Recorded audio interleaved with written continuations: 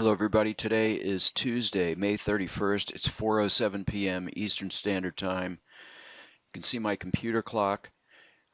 Tuesday, May 31st, it's 4:07, and I'm going to bring over the time and sales. The E-mini S&P currently trading at 2093.50 by 75. Quite a great day for the auto trader today. Before I get started, first the required disclaimer.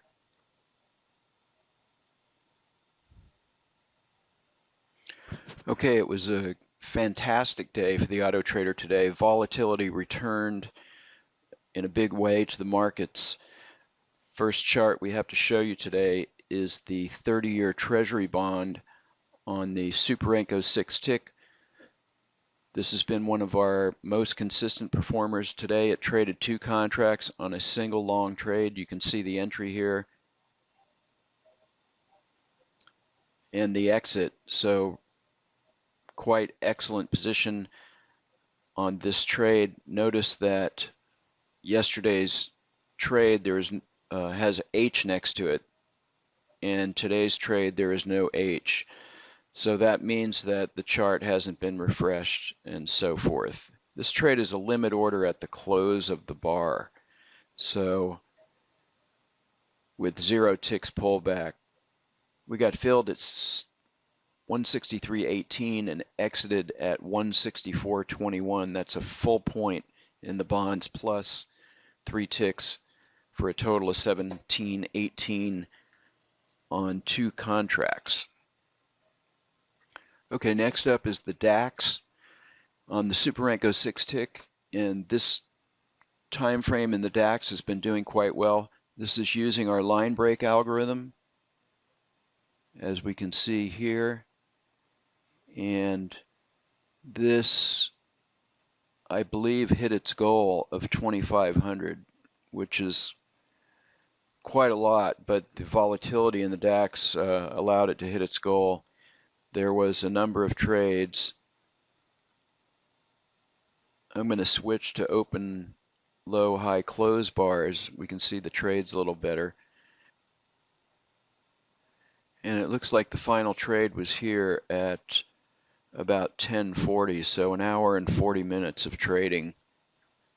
So the DAX putting in a solid performance, hitting its goal at 2,500 with probably a tick slippage at the end. Okay, next up is the gold contract on the Superenco 6 tick also, and this one has also been very consistent, turning in 770 today on two contracts.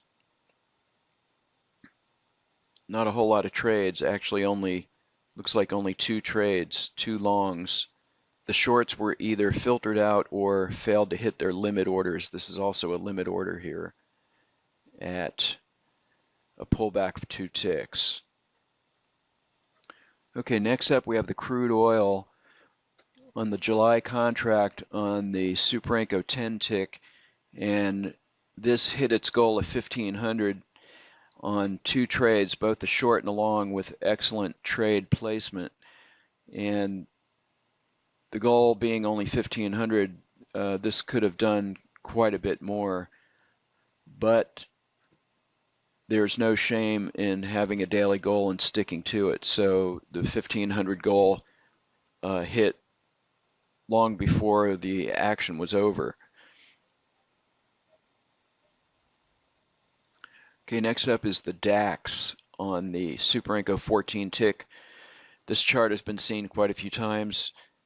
This one did 1575, probably shy of its goal, which is 2,000 for the day, but still a solid performance at 1575 on two contracts.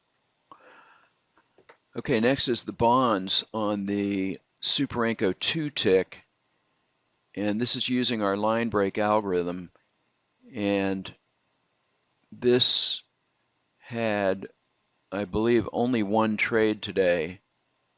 We can see here a solid short in the morning followed by two losers and then a solid winner here.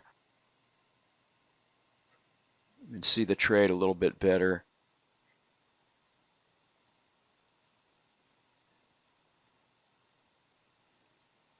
And it closed here at 11:49 because it hit its goal of 1500.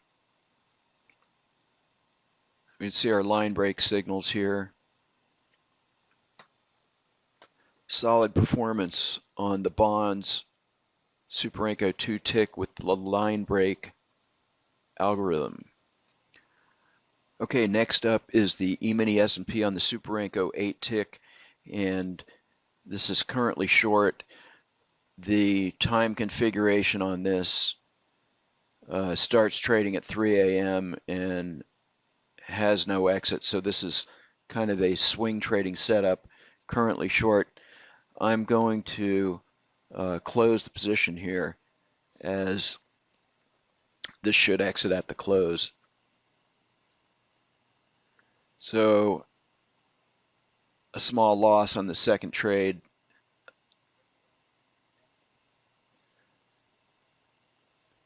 So this netted 600 for the day. Okay, next up is the crude oil on a Unirenko chart. This did 530 for the day on 2 contracts. There was a mix of winners and losers. The equity high was about 1,000. Next up is the NASDAQ futures on the Superenco 30 tick, and this had a single short trade that was only good for $200. The reason for this size in the NASDAQ is that it only has a couple of swings per day, eliminating a lot of noise. So this has been pretty good at catching larger moves. Okay, next up is the E-mini S&P on the 1-minute line break chart. And this starts trading at 1:30. So that's why its first trade here is at 2 o'clock, which was a nice short. And then it had a couple of small losers here, only resulting in about a $200 drawdown. And then it had this long here, and the reason I said it's the heartbreak trade of the day is there was a pullback here, but line break bars don't have tails. So the pullback was to the tick 89.50. If my trailing stop would have been a tick less, wouldn't have been stopped out, and the trade would have went and closed at 4 o'clock Eastern. So instead of getting stopped out at 89.25, it probably would have went to the 96 area, and that would have made a substantial difference. So lesson learned from this on the line break chart is need to trail the stop at a much higher profit level. Was trailing it a little, I think this is a little too tight for this type of chart. Okay, I'm going to come back to the crude oil and the Superenco 10 tick. Quite a nice trade here, reaching its goal. That's all for today's video. I've also begun to post some tweets on stocktwits.com, so look for us there under Blue Wave Trading. And if you would like to find out more about the Blue Wave Precision Auto Trader, please visit our website at bluewavetrading.com or feel free to contact us at systems@bluewavetrading.com. Thanks for watching today.